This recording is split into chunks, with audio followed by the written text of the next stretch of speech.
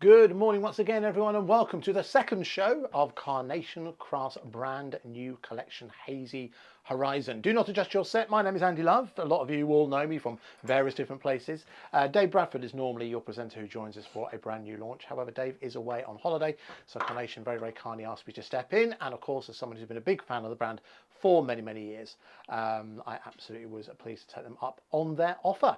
Now, the demand for not only this brand new collection, but also the vignettes, which are available for you and explain through all the different deals that we have, has been proving very, very popular. And we'll talk a little bit about that once again. We'll do that with, of course, the wonderful Carla Bagshaw. Hello. Hello, hello, hello. You all know who I am. I'm always here. Unfortunately, we had to drag in somebody called Davey B, the lovely Davey B. Don't worry, he will be back. He will be back. Just to let you all know that it's just a quick, if you watched this morning, you already know this, but Carnation have adjusted everything for the website. So any issues that you had where there were some duplicate orders, Carnation have contacted you all and refunded for any that were duplicated. A massive apology from myself and from Carnation for any inconvenience that was caused. It is now resolved. So thank you very much for your patience. As always, it's just been crazy busy because it's such a popular collection. So huge apologies, but all sorted now. Hello to you all who are saying, hey, hey, hey, hey, hey. Please do come and chat with us because it's always nice. But hey to Karen, hey to Suzanne, hey to Mandy, and hey to Pam. It's lovely to have you all here.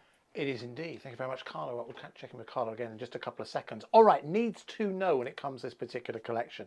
Brand new collection, been proving immensely popular since its launch earlier on today. There was a preview show last night. We're currently at 66, 2/3 of the stock having gone. So it looks like it could be another sellout, courtesy of Carnation Crafts. It's called Hazy Horizons, and that will become clear as we start to take through the boards with Carla in just a couple of seconds.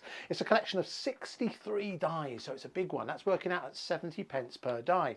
Now, to talk through the special offer we have, your best price on this collection is £89.99. You'll see that's £10 less than the show price. Oh, there you go. Carla's just ringing a bell. Very excited. Good.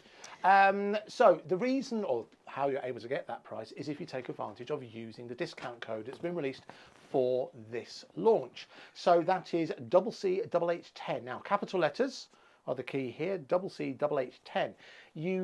Those of you who also subscribe to the regular newsletter from Carnation Crafts will also know that you get a 10% discount code. You can use either or, not both at the same time. Okay, so if you want to use it specifically for Hazy Horizons, that's the one to use. You can go for it outright, or you can take advantage of PayPal Pay in 3, or you can also use ClearPay as well, which is available on 4 payments, but I'll run through that again in just a couple of seconds. But with 66% of the stock having gone, I think we should start to take a closer look at it, because it could be another sellout. So let's take a look through the boards with Carla. Right, so let's have a look at what you're getting here. I don't know if the internet is a little bit intermittent at your end. It seems to be adjusting. Mine keeps going out, but yours should be okay. But if it does, just let us know. Or don't, because we won't be able to see it. But you know the things. Right, let's have a look at what you're getting here. So we have got your weathered square frame. So you've got this really beautiful vignette that sits on top with that gorgeous muted grey. It's like a chalk paint. It's very, very pretty. Beautiful embossing on it and the gorgeous filigree edge that we've got. You can see all of the layers you've got. You've got your base card, you've got your mats, you've got your layers, and then your beautiful filigree elements that sit on top with your free vignettes. And I will talk to you in this show about vignettes in a moment, but really, really pretty. It's not the only one you're getting though. You also get the circle frame, which is also uber pretty. So you've got this one. This has got a real nautical look to it. There's something about it. It's really pretty. If you watched the earlier show, I didn't actually glue it down, so I won't show you it, but this can be used in a really lovely way, as well as little portholes. It's very, very sweet, very, very beautiful.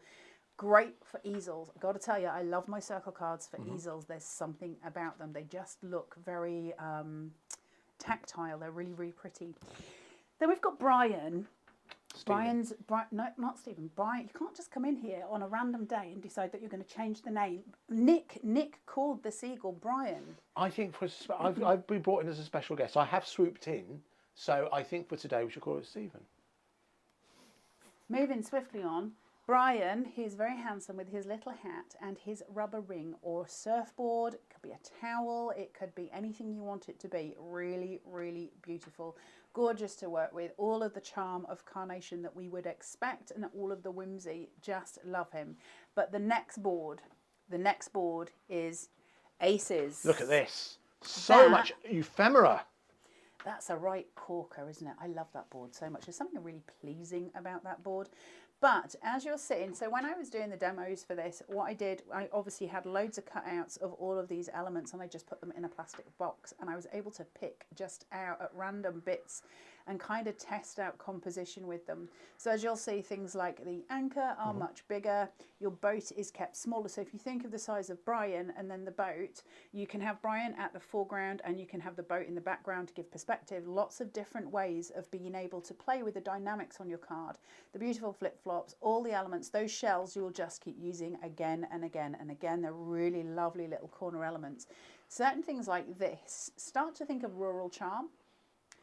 Different collections that you've got, because things like this will go in so many collections. Ice cream for loving hands, all the different elements that we've got. There's loads of ways of bringing all of your details together for different collections. It's not just set. For this one, love, love, love this one. It's super, super cute. Really, really sweet. You've got that hat sitting there. You've got the lovely, lovely sun bag. You've got the sand. You've got the element here, this, use again and again and again. We did play with that earlier. I'll show you it again in a little while. Super, super cute. You've got your June florals here, which I love, love, love. So you've got all of your elements here and you've got, they said this morning this was a, what did they call it? A sea carnation? Sea carnation. I think you'll find someone did suggest that it was carnation, but he got shouted down. Because it's not an actual carnation though. And then you've got your beautiful yellow flowers and then the white ones. And that's their official botanical names. That's what you'll find. I think, was it hydrangeas? I think it was concluded they were. Yeah, I think you'll find that the Royal Horticultural Society will agree with me that you've got your reds, your yellows and your whites. You can't deny that. And then we have got these two beautiful chappies. So you've got him with his pants. I love him. I love him. And he's shaking out his towel. And then you've got her sat with her. Well, I can't work out whether it's a book or whether it's the thing that you use to get your suntan, but they're super cute. Remember all of the mice that you've got from your different collections and how these will all come in. If you take yourself back to Crafty Little Things and the wardrobe that stands there with the little worker mouse, then start to think of him sitting in front. You could have a little outfit held up. We've had mice with outfits in, was it Bohemian Beauty? There's a little outfit for one of the mice. So you could have these with the mice, with the wardrobe, all the different elements and your little worker mice. Think how you're going to weave all of your collections together to build up the story. Really pretty. And then this piece, it looks like sea foam, right? Or it looks like a natural sponge. And you're going to be able to, again, use this. Now we will work with this at some point today. It reminds me of cherry blossom. There's some beautiful cherry blossom trees out at the moment. Yes, it has got that element to it. It has. I tell you what, this would be really good for if you're doing a mixed media piece and you were to put that down and spray over the top of it, stamp over the top of it, do whatever, and you take it away to have a textural background where all of your ink has gone through. It would look really stunning as well. Really beautiful pieces. Hazy Horizons is one of those collections that you're going to keep using for a long time coming because every summer you're going to be able to bring this out. People who've got summer birthdays, brilliant for those cards as well. Summer weddings, all the kind of loveliness that we have.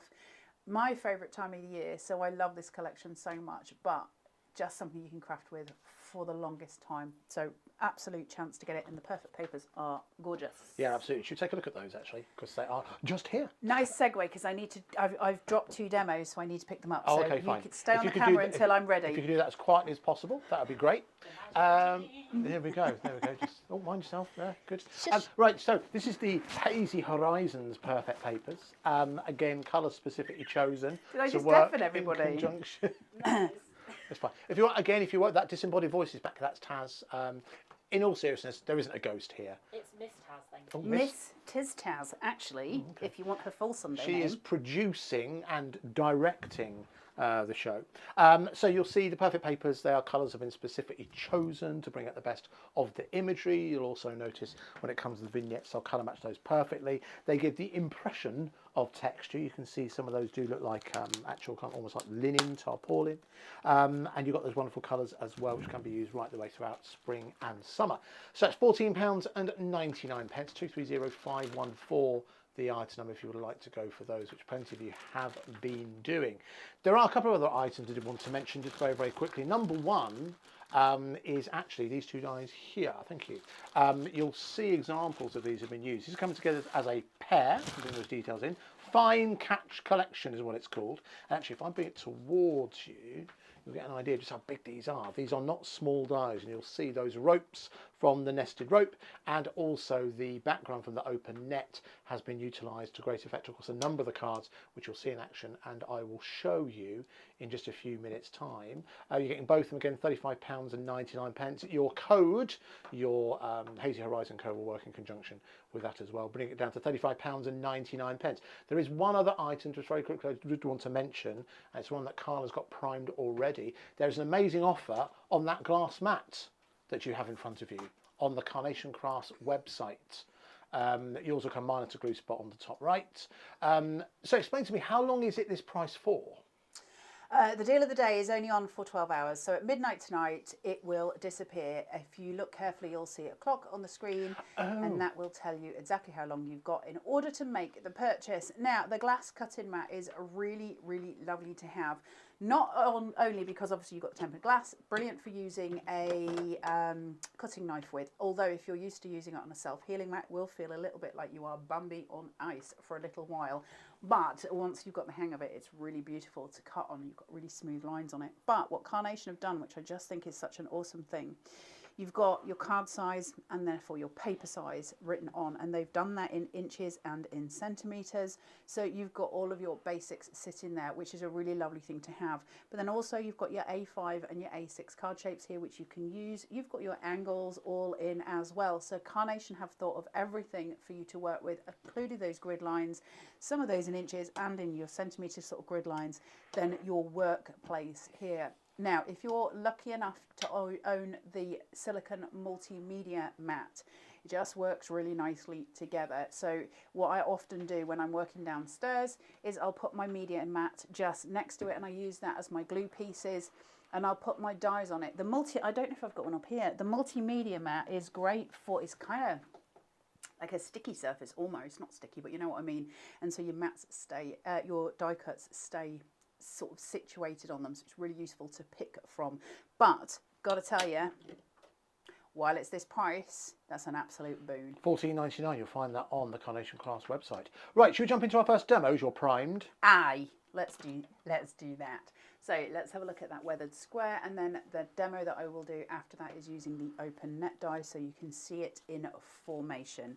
So we'll have a look at this one first. You've got the gorgeous, gorgeous layers. I love the curvature on it. It's very, very pretty. It's done in a very nice way.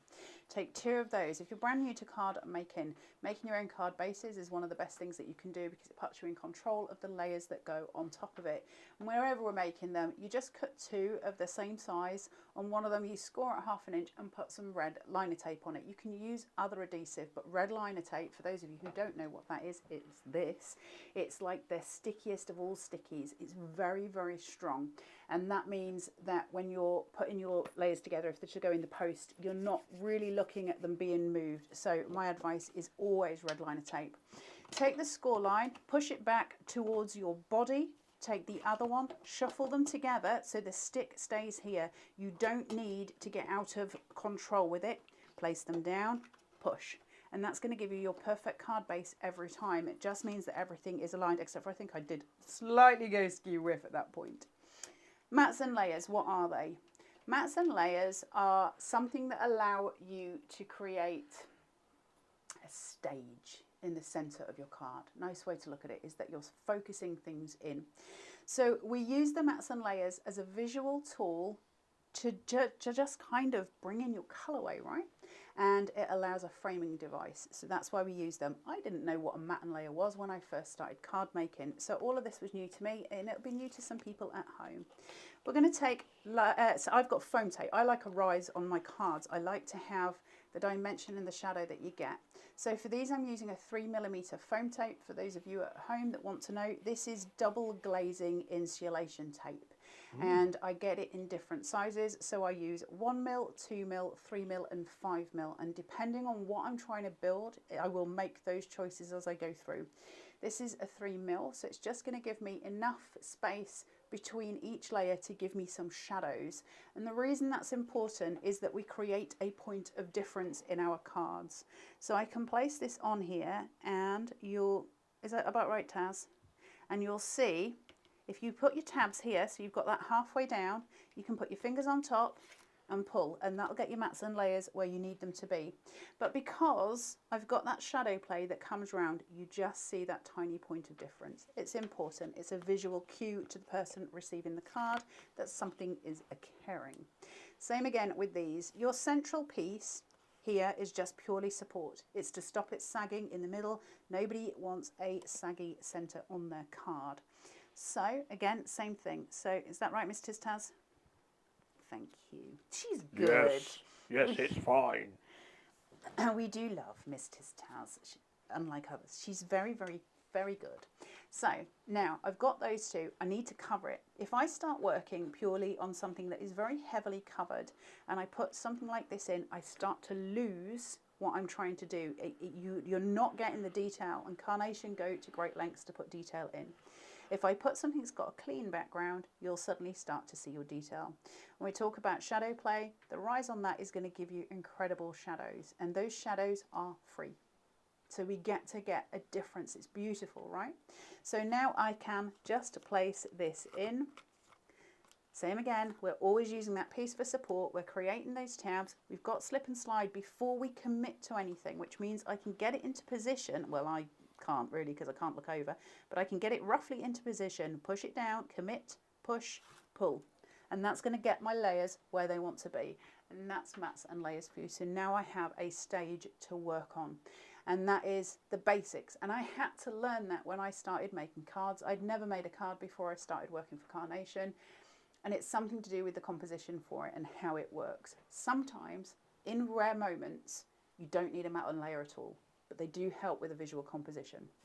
So we're going to work with the sand, and we're going to add in a few elements on this one, and we're going to build. So we're going to build a scene. Now, choices are this with Carnation. This is where the power of Carnation comes in, and this is how we work with the Carnation dies. You can see I've got quite a few elements coming through here, okay? Now, I've got choices to make. When I work with Carnation, the joy of working with Carnation is I can place this on here, and then I can place those. Card made, okay? You want clean and simple, that's a card made. I don't need to do much else because the artwork with Carnation is very strong, and it's all done in-house, which means it's always going to go. So it doesn't matter which collection I bring out, everything's going to work, right? Because it's all done by the same mind. The joy of that is I can add more in, I can take stuff away, and I can, develop my style. For instance, I can take that away, push that right into the center so it becomes my grounding device, add in this wee chap just behind so he's fully grounded, pop a sentiment on. Totally different card, still very strong. So if you like to work in a very clean way and you like things to be very sort of pared back, Carnation's the way. If you like to build and you like a busier card, as often we do, then Carnation's the way. That's the joy of it, right? So let's build, let's play. The first thing I'm going to do is bring in some sand. That's going to be my absolute grounding device, and I'm going to bring it to this lower section on here. So what happens when I cover that one line up, I still have this at the bottom that's still going to give me the visual of the card. I've got choices. I could bring that right down. I don't like it. Visually, to me, that's wrong. So I would need to cover up that line or work above it. So can you see the difference there and how we play? So what I'm going to do is take one of my applicators and use it for the adhesive. I'm going to use wet glue on the sand. I don't want to raise it. If I raise the sand, anything that goes on top of it is going to get it's going to look weird, right? Because what we're doing is trying to create something that visually looks right. It doesn't have to be realistic, but it has to visually look right. If you go to a beach and you saw the sand all raised up away from a background with a shadow behind it, you'd realize the world had gone mad. So we can't do that. We have to stick with in the realms of what looks correct. So we're just going to layer down the sand, bring that through and place, okay? So we're just using that baseline, and I'm using that as a visual cue as to where I want my sand to be. Now that gives me further options. I want things to be, you know, relatively high in this card because I'm going to be using that hat. So now, instead of having to use my flowers purely as a grounding device, I can raise them if I want to. So I'm creating that depth of vision. And that's important as well. So lower down here, your flowers are your foreground. Further up, I have depth of field. And that's just about composition. It's your basic elements. Now, because of that, I can raise the flowers and get the shadow play. You see where I'm coming from? Because I now have depth of field. Depth of field is going to give you a beautiful visual to work with. It's clever. It's how we play, okay? So that's going to be important, but I have to make choices if I'm going to do that. Where do I want the hat to be? If the hat's going to be in the background, I can't have the flowers kind of floating here and then have that sitting on top. Nothing works. That doesn't work. I have to place that below. So it's just about making choices and where those choices are going to establish your best point of value in your card on a visual level. So wet glue on these, keep these flat. This is going to stay at the back. It's going to give me the perspective, and that sand is going to meet the other sand because everything is perfectly coloured with Carnation. You're never going to make a mistake with your colour values, and that's important. Colour theory, always hard. It's always hard, but it's not impossible, okay? Now I want the sandcastle to come in, and I want the little spade and fork, and I've got the mouse. So what I'm trying to work out here, where visually can I have everything that's going to make sense? How do I make it apply itself in a way that doesn't hurt what I'm looking at? So if I put my sandcastle down here, right, and then I put my flowers on top and I create distance, that works for perspective. If I put my flowers flat, it does not. I'm just destroying the image. So I've got to raise the flowers, or I need to raise the sandcastle. Two options. I can either bring the flowers forward, or I can bring the sandcastle further up. If I raise the sandcastle, I can keep the flowers flat, but I get a weird point because it's floating in midair. So my strongest value at this point, my strongest option is to either add more florals, to put the shells in front of it, to raise those flowers and lower the sandcastle. So you see how composition works. We start to build from the base and we raise forward. Always think of your perspective line, your shoreline over in the distance. That's your main focus on any card. Anytime you're composing, is you're always trying to think, where are my distances? Where is my field of vision? And that's what we're doing. So my little sandcastle is going to sit just down here, and I'm keeping my sandcastle flat because I'm going to raise my florals. So this is going to sit just on that grounding device. I need to give it a home. If I don't give it a home and it floats, we know it doesn't make sense. So that's the first point that we're doing as a reference. Now, the problem I've got is this wee chap, okay? I want to put him in, but already I've got this sitting here. So as soon as I do that, two options. I got to raise him, right? I've got to raise him. Otherwise, nothing works. If he sits flat, I've just destroyed everything I've done. Or I can go with Carnation's strongest key point, that I have a mirrored vignette. And so I can turn him around and he can take up space at this side. And that now makes more sense. I'm not destroying what I've done. It just makes more sense because I want to raise those flowers, right? I want the flowers in the foreground. And so in order to do that, I can shape him out and I can have him at that side. It's such a strong, impactful thing to have mirrored vignettes. And I will talk those through to you in a little while. First of all, let's shape out his tummy and let's make sense of him. So choose a ball tool that's an appropriate size to sculpt with. So when I'm looking at his tummy, I'm looking at the size of the ball tool that's going to be the most appropriate. This one is going to be the one because I'm working in that surface area and I don't want to destroy the texture. I'm working on what would be classed as the right side up because I want the back of him to be, you know, the most important.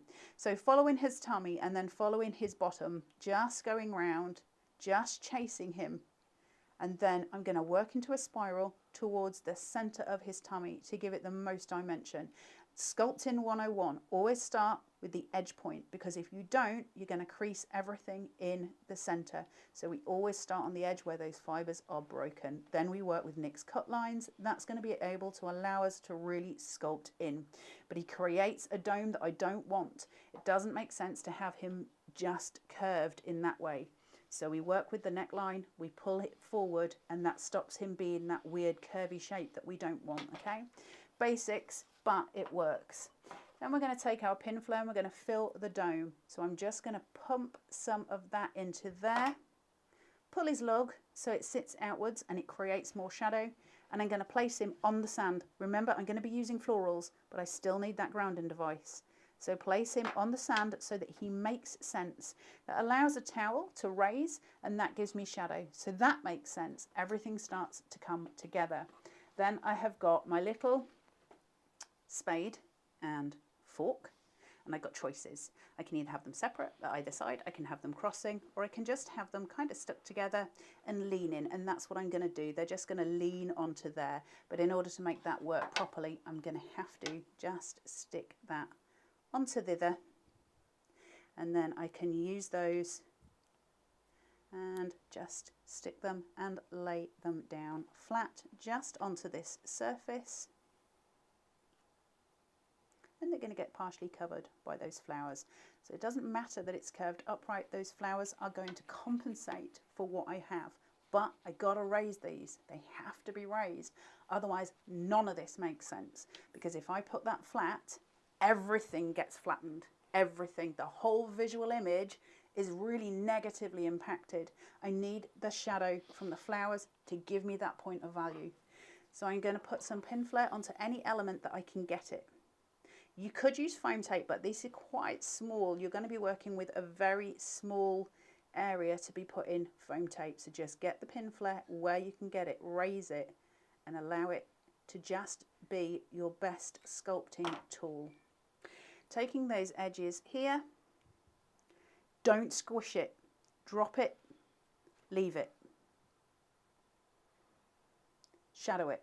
Now everything is starting to make sense with shadows. I can add some shells in the corner here. If I want to clean up that area, I can just add a visual cue of those shells. I'm not going to, because to me the card's busy enough, but I am really, really happy with what I've got, and leaving that white space in that top corner compensates for the fact that I've got a lot going on at the bottom. You're giving a visual relief. That's where the gain comes in your card. So I hope all of that made sense. That's just basic composition.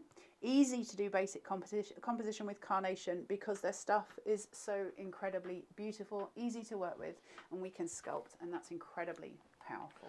Thank you very much for that, Carla. That was wonderful. It's really good sometimes to not return back to basics, but rediscover why composition is so important, you know, how placing a topper or a sentiment or any element, any character in a position on a card is completely different from placing it on another. I think that's really, really good to see that. And Carla's absolutely right with Carnation, the artwork itself, which remember is all designed in-house by Nick and his team.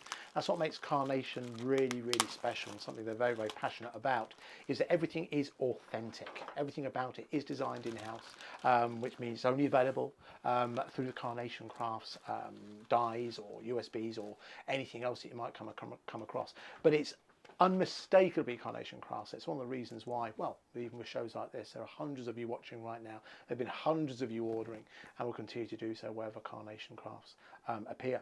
Let me run through the deal once again, because as I said, start of this show, we've got one more live show with you today. Start of this show, 66%, so that's 2/3 of the stock has gone of the Hazy Horizons collection.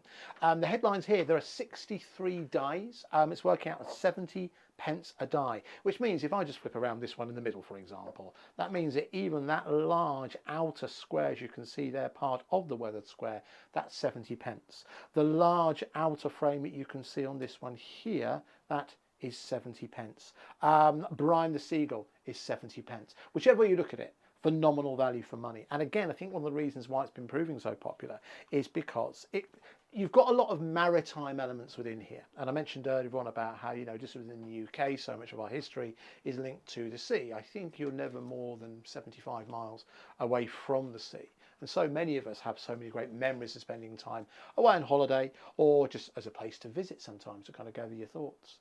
But at the same time, there are elements in here which do lend itself to being more, well, away from the sea. You can see some examples there where it's all about the beauty of those flowers. And you'll also notice as well the design team, that was made by Barbara, is that all the examples here show the versatility you have with Carnation's cards as well. Let me bring this one forward just a little bit. I'll try and do it myself. It's an easel card, but there you get an idea of exactly. Now that is something beautiful. That's almost like for a summer birthday, I think, or maybe a springtime birthday.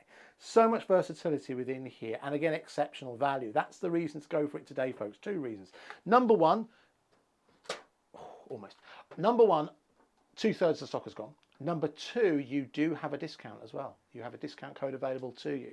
It is CCHH10, CCHH10. I'll use capitals, then that'll give you 10% taken off. You can, of course, use the one that you get regularly if you're a subscriber to the newsletter. However, you can't use both at the same time. But you can also use that discount code in conjunction with the Perfect Papers as well, which you can add to your order. Because obviously it's over £50, it will also be delivered postage and packaging free. And you know what? You only really know how good customer service is when something goes wrong or when something isn't quite at the standard that Carnation sets out. And I think it's real testament to the team that they have rectified any of the issues that any of you experience. But again, if you still get issues, of course, the customer service team is there to support. They're very, very passionate about what they do. So, and I think that comes through not only in terms of the passion that you get from Carla, the designs that you get from Nick and the team, but also from the shopping experience that you have with them, which is why I'm very, very proud to be here with you today, talking exclusively about Carnation Crafts. Okay, thank you very much for all of your messages, by the way. Keep those coming and we'll read those as we go. But I think we should probably jump into another demo, if that's all right with you, we'll Carla. have a look. Just to let you know that Carnation Crafts can only help you with Carnation issues. I have tried to unburden other of my issues on them. They're not interested. No. They don't That's like a big job. We're going to have a look at OpenNet and we're going to have a look at those rope DLs as well for demo because they're really beautiful, and I just want to bring in kind of a different perspective on them because OpenNet is, I think, one of the strongest dies for backgrounds that they've brought out in such a long time. It's such a pleasure to use it. So I've got some cardstock here that I've just cut. It's just general size. We're going to go in for the same thing that we always do. So you've got your score line at 1/2 inch. Andy, you were very, very good holding those out, but nobody was going to. No, completely ignored, Carla. Completely ignored. Fine. Miss Taz and I have a rhythm that you'll come to understand eventually. That rhythm makes no sense, but that's fine. That's fine. You carry on doing. You do. I'm going to.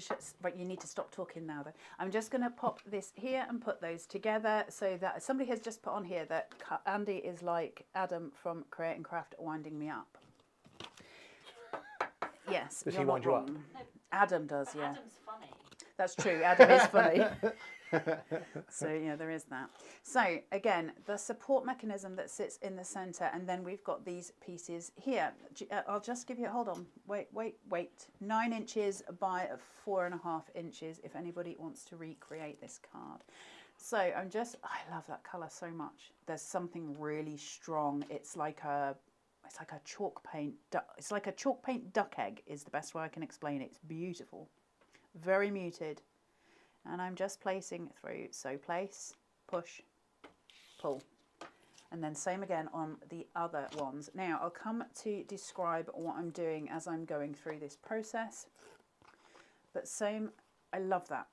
It's the backing paper is really strong. I want to show you something. Hold on. Wait. Just let me put this on here. I just want to show you something very quickly while I'm here because it's really important. One of the things you can download. Me being an organised human. Oh, what are they? Miss Tiztaz looking all impressed. I've not seen these. So Carnation have given us these blurred vignette backgrounds. Look at these.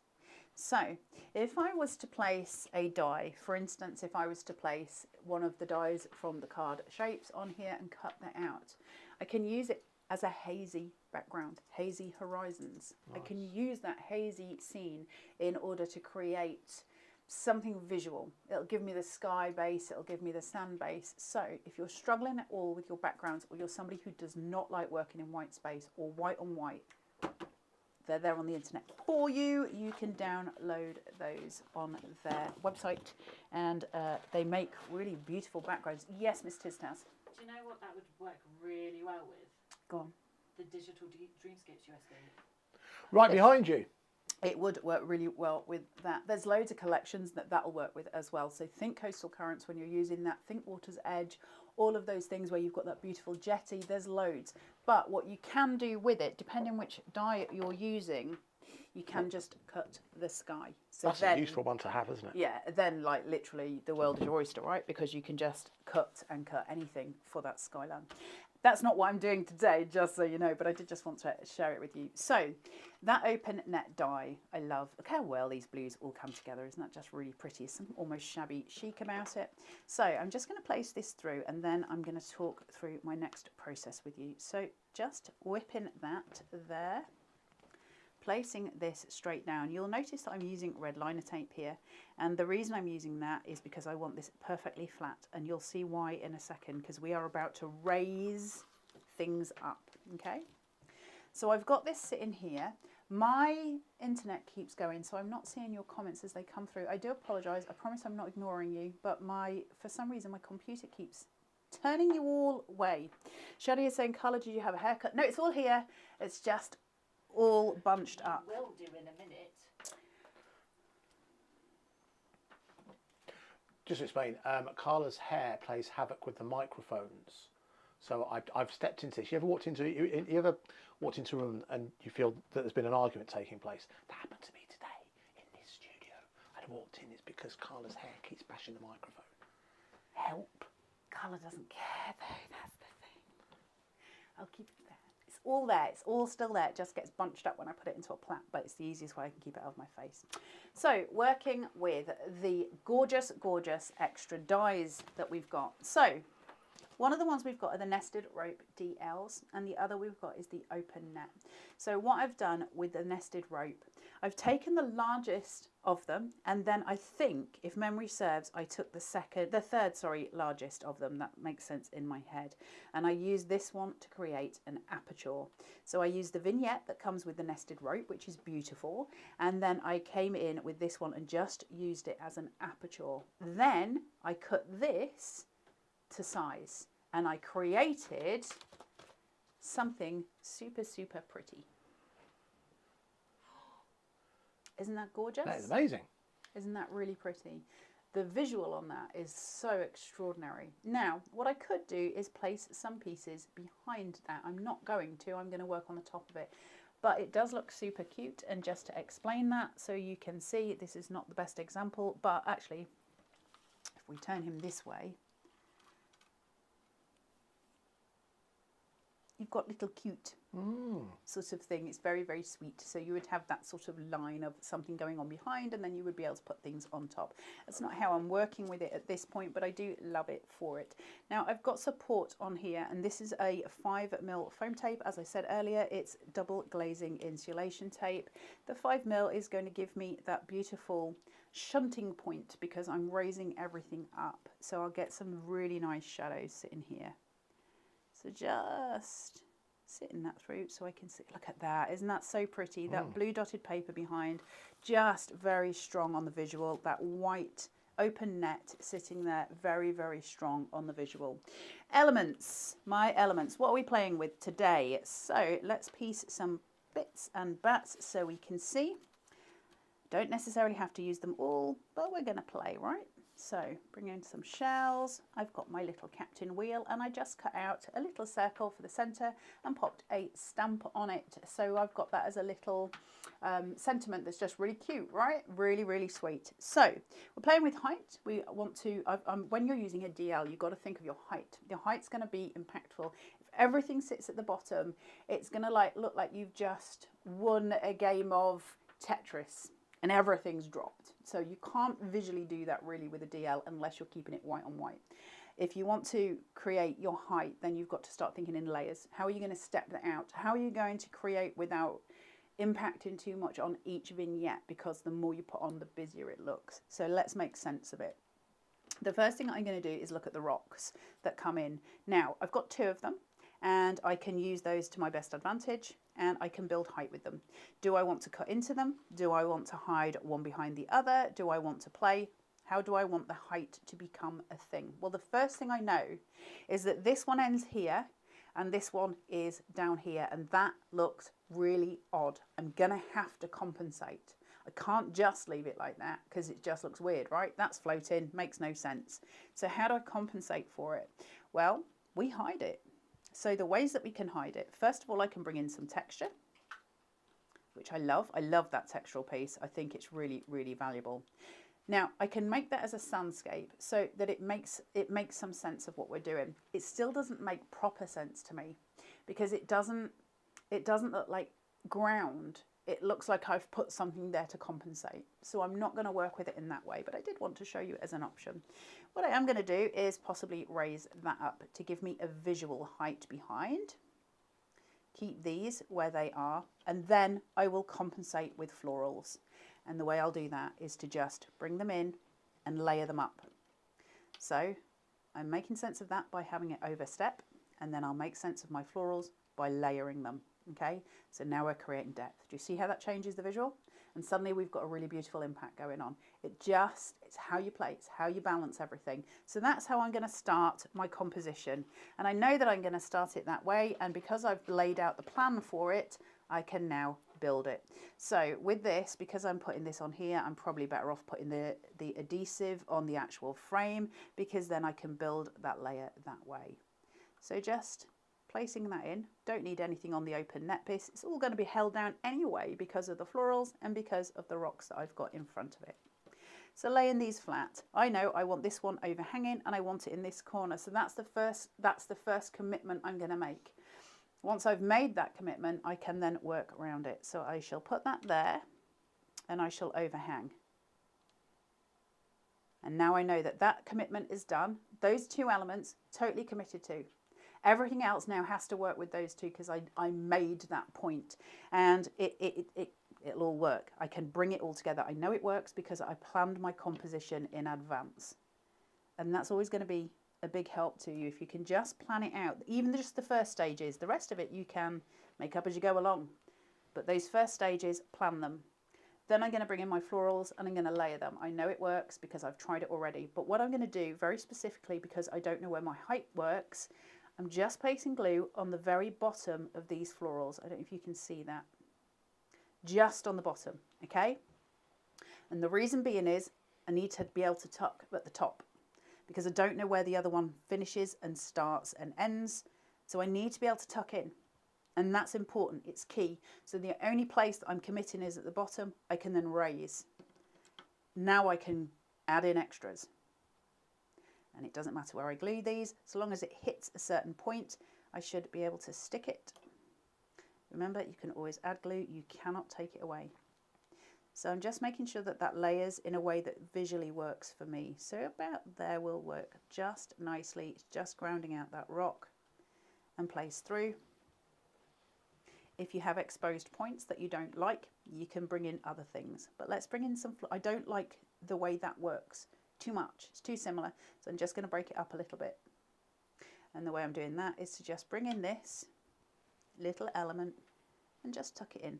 And that'll just add a layer behind, which will allow, again, that visual relief between those florals. Okay? We're just building. Just building. I like building. It's fun. Then I'm going to bring in my anchor. And my anchor's just going to sit at the front. Okay? And I'm going to actually use some pin flare to raise it. And that's just going to give it a little bit of perspective. Makes it for foreground. Why do I need perspective on the anchor? Why do I need it to sit in the foreground? Well, otherwise, it's going to look like the most enormous anchor in the world. And I can't have that because the rocks are going to be bigger, right? So I've got to raise it. If I raise it, then perspective-wise, it makes more sense. It just makes more sense visually.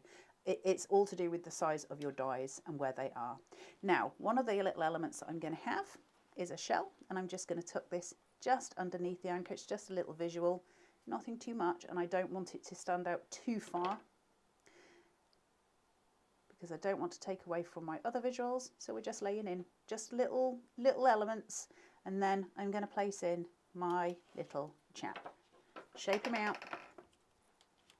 So working from the back on this one, because I want that tail to be raising in, I'm just working in thirds all the time, always visually in thirds.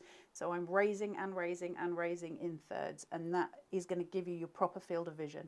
So then raising around his ear, and then on his tummy, follow round, then work into the center of his tummy, on his little face, on his eye. Pull the neck so you get that musculature that's correct and, you know, anatomically correct, so he doesn't look odd. Pin flare, raise him right up. He's on the top of a cliff, he needs to be raised. Pop his feet there so that you've got the grounding and he makes sense with that beautiful texture behind him. See how that texture's just sitting there, and it creates, right? There's a visual. And that's what I mean about that one piece in this whole collection. Carnation always give you one piece, and it's usually the most important piece that we have because it gives us a visual that we can't otherwise get. Would it matter if it was missing? No, but would it have the same effect? No. The whole point is that we give visual clues, right? And that's what composition is all about. Those pieces are so valuable to us as card makers. Don't ever underestimate them. Carnation don't give us filler dies. They give us, everything has a real purpose behind it, and that's why they make such powerful cards. Then whipping in with a little sentiment, just for you, just sitting right at the top on this side. I got to take it over. If I put it over here, the whole card stops. The balance is gone. Over here, it makes visual sense, right?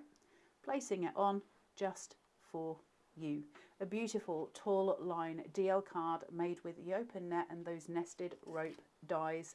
Then the other elements from this most beautiful collection, the Hazy Horizons.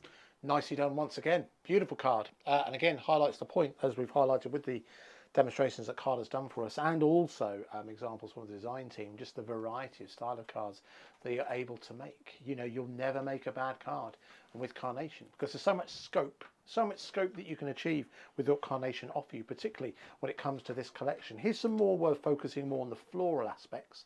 So yes, you've got kind of the maritime theme running through it, but then you've also got the floral. So I think one of the reasons why this has been proving popular is because when you're buying collections like this, of course you buy it because you love it, but you're probably also thinking, well, who can I make cards for?